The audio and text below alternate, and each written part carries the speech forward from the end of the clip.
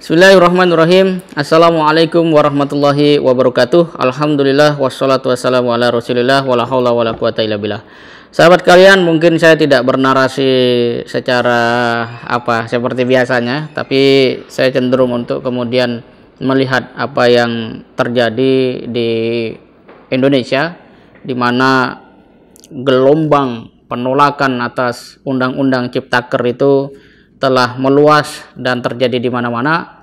Dan yang menarik adalah beberapa pejabat atau gubernur yang saya tahu itu Jawa Barat, dan ini juga gubernur Kalimantan Barat juga memohon kepada Presiden untuk secepatnya mengeluarkan Perpu yang menyatakan mencabut Omnibus Law Undang-Undang Cipta Kerja. Ini bisa dilihat. Dan ini juga mendapatkan kutipan dari Hidayat Nur Wahid bahwa sudah 3 kepala daerah minta kepada Presiden Jokowi untuk segera keluarkan Perpu cabut Undang-Undang Ciptaker agar tak makin gaduh, korban makin banyak jatuh, baik dari rakyat maupun aparat. Sarana publik makin banyak dirusak sementara COVID-19 belum landai. Perpu tersebut bisa jadi solusi yang tepat.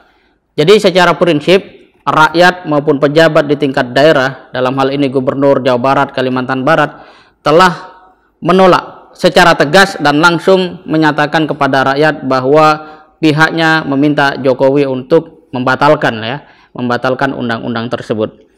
Tetapi kalau kita lihat situasi yang ada di masyarakat, tentu ini merupakan satu gambaran betapa rasa kecewa itu sangat tinggi.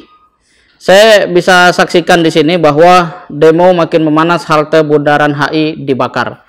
Ini bisa dilihat ya, semua terekam dengan baik. Kemudian kantor Perum LKBN Antara Sumatera Utara juga mengalami kerusakan akibat lemparan massa.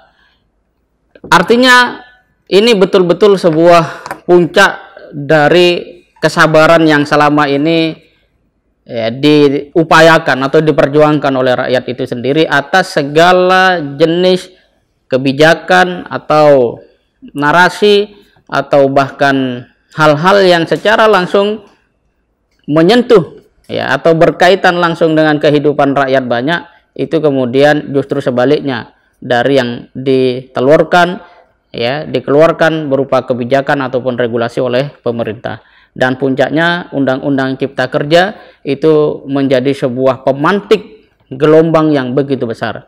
Dan yang menarik, ini semuanya bersifat spontan. Bisa dikatakan ini adalah nurani, ini adalah martabat, ini adalah harkat diri.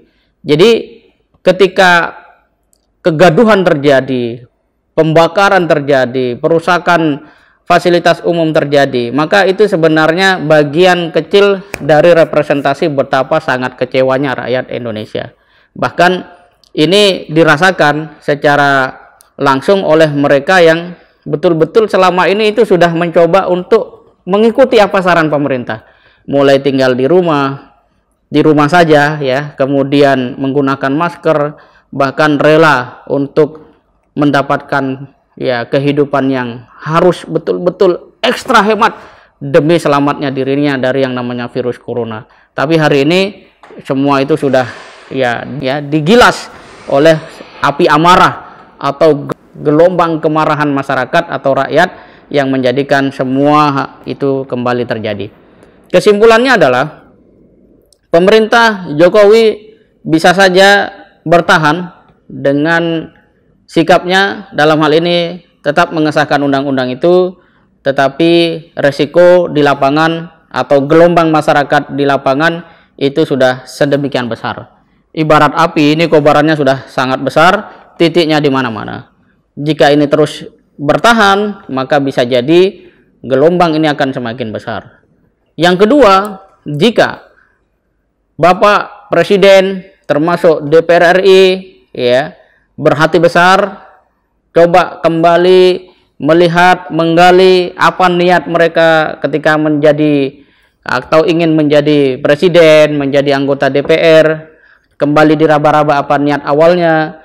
Bukankah substansinya mereka adalah orang yang paling terdepan di dalam membela hak-hak rakyat, maka sudah seharusnya dan semestinya undang-undang itu segera untuk kemudian dibatalkan. Jika ini dilakukan, maka boleh jadi ya masyarakat akan memberikan sebuah hormat, masih ada sebuah catatan positif yang bisa dikenang dari para pemimpin negeri ini. Tetapi jika tidak, maka situasi akan kita tidak bisa bayangkan. Tetapi yang pasti gelombang ini bukanlah ya seperti air yang mengalir tanpa arah ya, tetapi ini adalah air yang punya arus dan tidak mudah untuk membendungnya, tidak mudah untuk memecah belahnya.